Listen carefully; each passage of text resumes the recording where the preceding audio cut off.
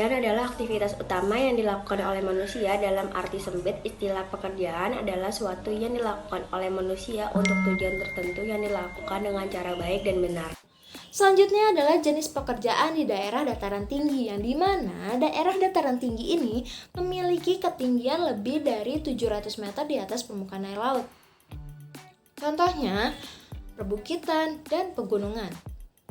Daerah dataran tinggi ini bisa dimanfaatkan sebagai lahan pertanian, lahan perkebunan, serta kehutanan. Selain itu, daerah dataran tinggi bisa dimanfaatkan juga sebagai tempat rekreasi.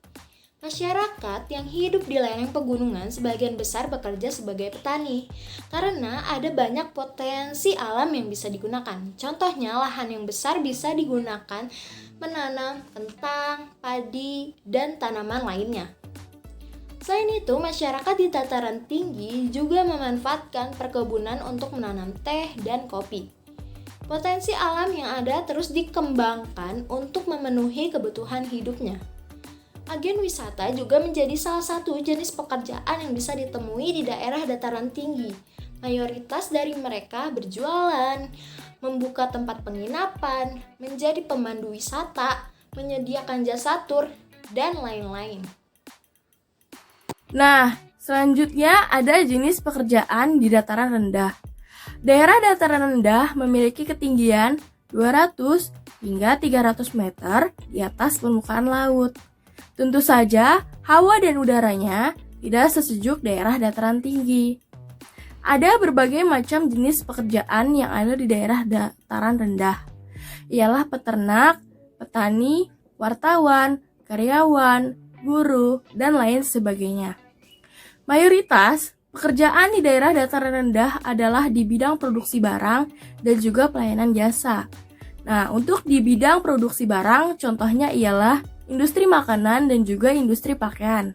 Sedangkan di bidang pelayanan jasa, contohnya adalah transportasi pelayanan jasa, kemudian pegawai bank, dan juga lain sebagainya.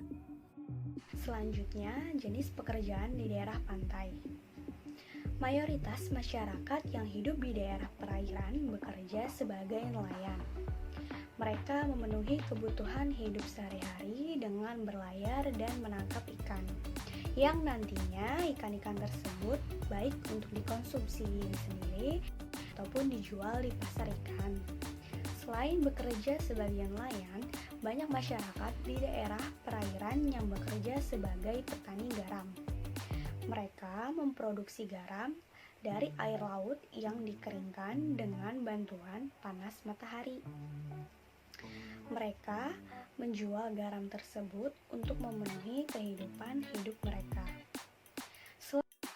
Selain pekerjaan sebagai nelayan dan petani garam, ada juga pekerjaan sebagai pedagang, pemandu wisata, penyedia tempat penginapan, dan penyedia jasa tur.